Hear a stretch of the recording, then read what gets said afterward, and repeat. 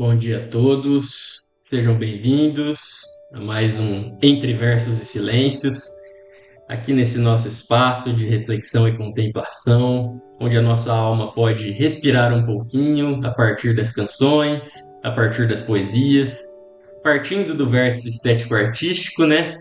Sempre tentando expandir humildemente a psicanálise, sobretudo a psicanálise do acolhimento, se desdobrando não somente para a nossa prática clínica, como também para as nossas experiências emocionais e afetivas do cotidiano.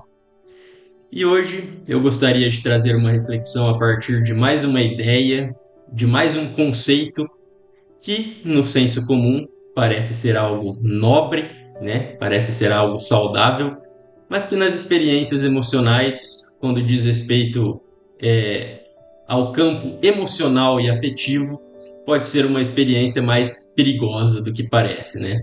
E eu estou falando aqui da ideia de força, ou de se tornar alguém forte, né? Vamos pensar um pouco sobre o sujeito forte. No dia a dia, a gente observa essa ideia de força sendo usado como um sinônimo de saúde, né? Quase como um sinônimo de saúde. Um sujeito forte é um sujeito saudável dentro da ideia popular, dentro do senso comum. Isso tanto dentro do aspecto físico como no aspecto emocional, no aspecto psíquico, né? Um sujeito forte emocionalmente seria, então, dentro dessas colocações populares, né? Um sujeito bem preparado, alguém que está sempre pronto para resolver algum problema, né? Meu nome é pronto, né? Eu resolvo. Alguém que resolve tudo, alguém que não foge do dever, não foge da sua missão, por assim dizer, não é mesmo? Só que a gente precisa pensar com muito carinho nisso, né? Porque pelo menos dentro do âmbito emocional e afetivo, isso não me parece que essa ideia se sustenta por muito tempo, né? No aspecto físico, né, no âmbito físico, pode até ser verdade. Um sujeito forte, alguém que tem um aparato muscular bem definido, por assim dizer, pode estar em vantagem se comparado a um sujeito que é mais fraco, né, no seu aparato físico, menos avantajado. Mas a reflexão não é sobre o âmbito físico, e sim sobre o âmbito emocional e afetivo. E como isso se desdobra nas nossas relações afetivas e no nosso modo de funcionar. Então, como já é de costume, eu vou estar me utilizando mais uma vez de uma pequena poesia do meu querido amigo professor Renato Dias Martino, né? Uma poesia presente nesse livrinho que tem nos acompanhado bastante aqui nas nossas reflexões, o livrinho das pequenas poesias, né? Tem nos acompanhado aqui nessa nossa travessia, no nosso Entre Versos e Silêncios. E hoje eu vou tomar como ponto de partida uma poesia chamada Fragilidade, né? Eu vou recitá-la e então a partir daí a gente vai expandindo no que for possível dentro desses minutinhos de reflexões. Então vamos lá. Fragilidade. A vida é delicada e nossa natureza se conforma fragilmente. Por detrás de um suposto sujeito forte, existe sempre alguém frágil latente. Veja bem, quando a poesia é pequena, eu sempre gosto de ler mais uma vez para deixar ela respirar um pouquinho mais, né? Então vamos recitar aqui mais uma vez. A vida é delicada e a nossa natureza se conforma fragilmente. Veja bem, a nossa natureza se conforma fragilmente. E por detrás de um suposto sujeito forte, existe sempre alguém frágil latente. Bom, vamos já, como é de costume, permanecer uns minutinhos entre versos e silêncios e seguir expandindo então dentro do que for possível. E olha que coisa mais simples e ao mesmo tempo mais profunda, não é? A nossa natureza se conforma fragilmente com o fato da vida ser delicada, né? Quando eu escuto que a vida é delicada e essa nossa natureza se conforma fragilmente, veja bem, fragilmente, eu não sinto que isso significa que nós sejamos fracos, né? Ser fraco é diferente de ser frágil. Porque a vida, ela realmente é delicada, né? A vida está distante de ser um mar de rosas, de ser algo fácil, né? E quando nós vamos reconhecendo isso, ainda que a duros golpes, ainda que a duras penas, mas nós vamos reconhecendo que a vida é difícil, que a vida é delicada, a gente se conforma fragilmente com isso. Na verdade, nós vamos reconhecendo isso. E se conformar com a nossa condição de fragilidade perante ao mundo, perante a realidade, né? Nesse sentido que a poesia nos traz, me parece ser um desdobramento da humildade, né? A humildade perante a realidade nos fará reconhecer que nós somos sujeitos frágeis. Quando a gente compra um produto, por exemplo, e nesse produto vem escrito ali na embalagem, cuidado frágil, né? Bastante produto que a gente encontra aí vai vir com essa observação, cuidado frágil. Isso não significa que o produto é ruim, mas significa que o produto se quebra com facilidade. Não porque ele é fraco, não porque ele foi feito com desleixo, mas porque ele é frágil. O conteúdo ali é frágil, se quebra com facilidade. Então necessita um certo cuidado. E a nossa natureza, ela é frágil, né? A nossa personalidade é frágil. Então, se a gente concorda até aqui que a fragilidade é uma condição da natureza humana, pelo menos no âmbito psíquico, no âmbito emocional e afetivo, se a gente concorda até aqui, então um sujeito que se diz forte, um sujeito que aguenta tudo, que dá conta de tudo, me parece ser alguém que está sendo guiado por um ideal de eu. Porque ele nunca vai dar conta de tudo. Ninguém dá conta de tudo, né? Ninguém é super-herói. Já dizia o Raul Seixas, eu não sou besta para tirar onda de herói, né? Então esse sujeito ele vai estar, muitas vezes, agindo ali por conta de um sentimento de onipotência. Algo que muitas vezes ele precisou desenvolver, pois ele cresceu inserido em um ambiente tóxico, onde ele foi exigido a qualquer custo, onde ele precisou dar conta de tudo muito cedo, onde ele não teve espaço para se desenvolver no fluxo natural da vida. E aí ele criou, né, foi criando esse mecanismo de que ele precisa dar conta de tudo, de que ele precisa ser forte a qualquer custo, né? Ele aguenta tudo. Isso é onipotência, né? Ninguém dá conta de tudo. Porque as pessoas sempre esperaram alguma coisa desse sujeito, muitas vezes, né? Sempre esperaram que ele resolvesse os problemas. Mas isso não significa que por detrás dessa casca enrijecida, né? Dessa máscara, não exista um sujeito frágil latente. Porque a fragilidade me parece ser uma condição base da personalidade do ser humano. O Winnicott, né? Donald Winnicott, um psicanalista britânico que nós nos utilizamos muito aqui nos grupos de estudo, ele vai nos possibilitar uma expansão valiosa, né? Uma reflexão ao contribuir com a sua teoria dos selves. Ele vai separar a personalidade em dois selves, né? O verdadeiro self e o falso self. O verdadeiro eu e o falso eu.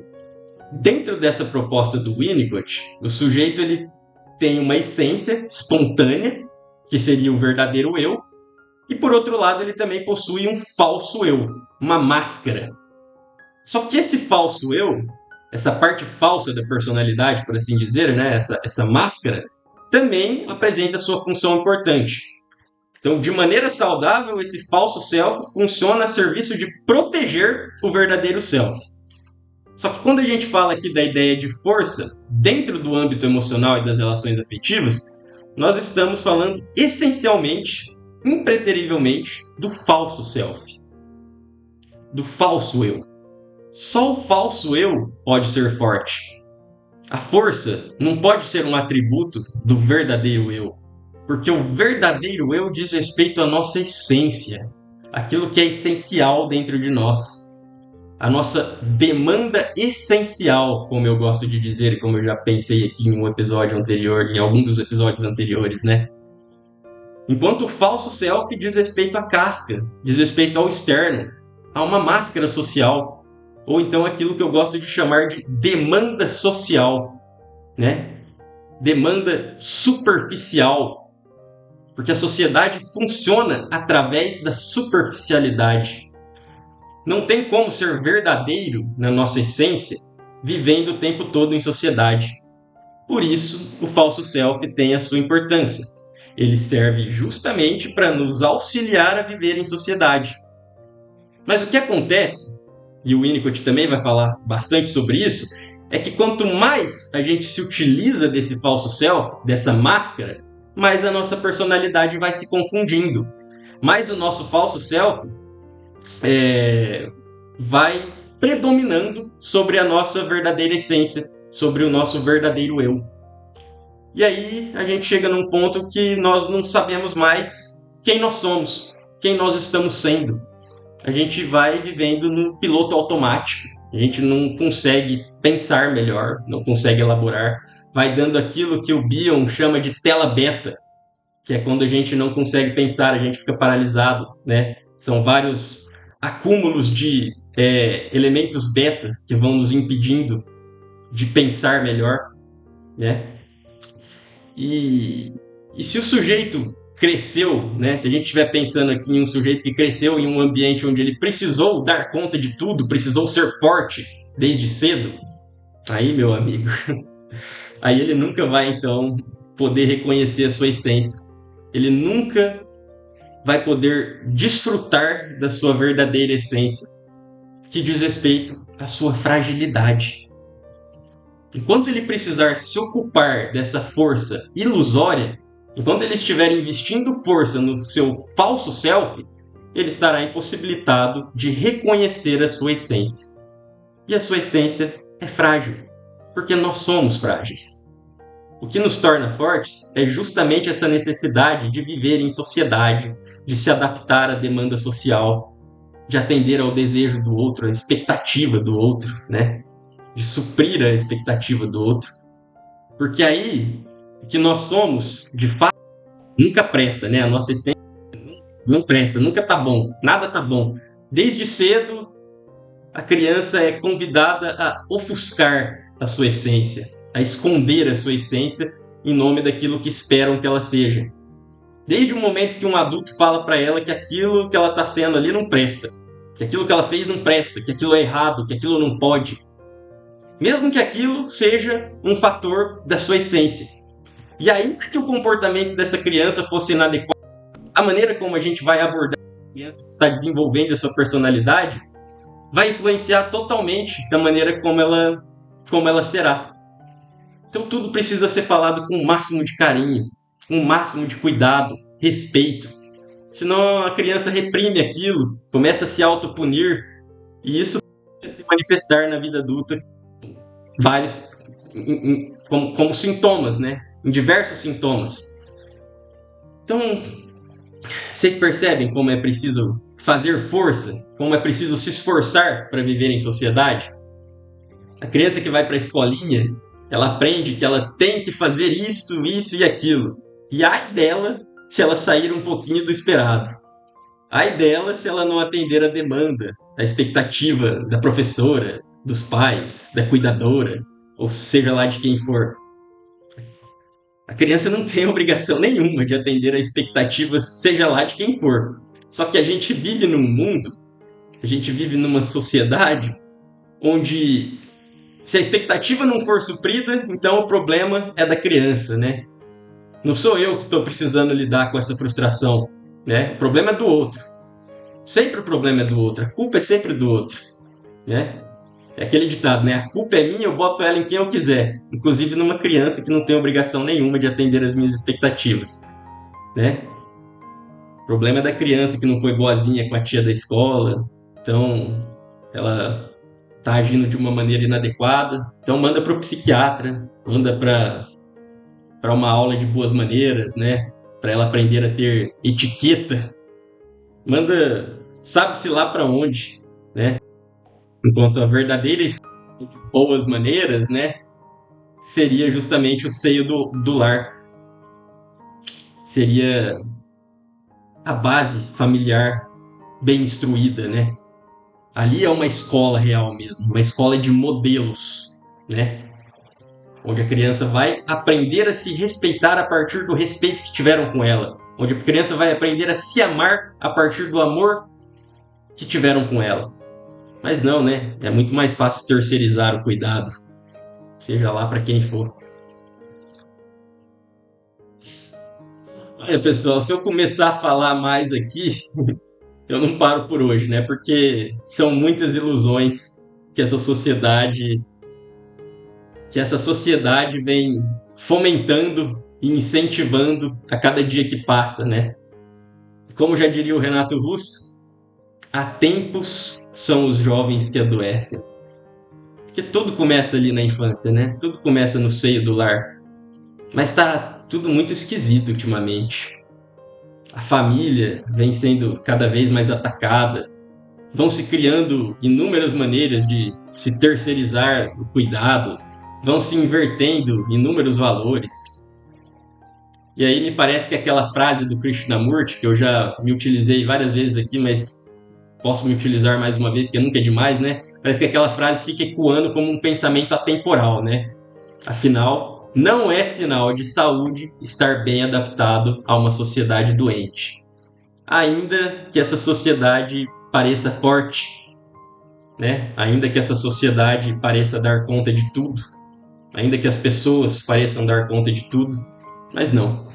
A essência do ser humano, que já é frágil por si só, tem ficado cada vez mais ofuscada por tantos ideais, por tantos deverias, por tantas expectativas alheias, quando o que é essencial tem ficado obstruído, a nossa verdadeira essência. Então, por hoje, é isso que eu tinha para pensar aqui com vocês. Eu espero que algum pensamento tenha encontrado morada no coração de vocês e que nós possamos seguir admitindo a nossa fragilidade, né? Seguir reconhecendo a nossa fragilidade, respeitando e se responsabilizando pela nossa fragilidade, ao invés de tentar ser forte o tempo inteiro e ver a nossa saúde mental ser dominada por uma máscara social que nos impede de seguir o nosso fluxo natural da vida. Do mais é isso, gente. Quem quiser conhecer o grupão do Gepa, fique à vontade para acessar o QR Code que está na tela. Um ambiente de trocas enriquecedoras, onde vários pensadores, né, vários integrantes da psicanálise do acolhimento estão sempre compartilhando materiais, sempre em uma troca humilde e afetiva. Então são todos muito bem-vindos. Os terminais seguem abertos. Hoje eu vou ficando por aqui. Um abraço carinhoso, fiquem com Deus e até o nosso próximo encontro. Tchau, tchau.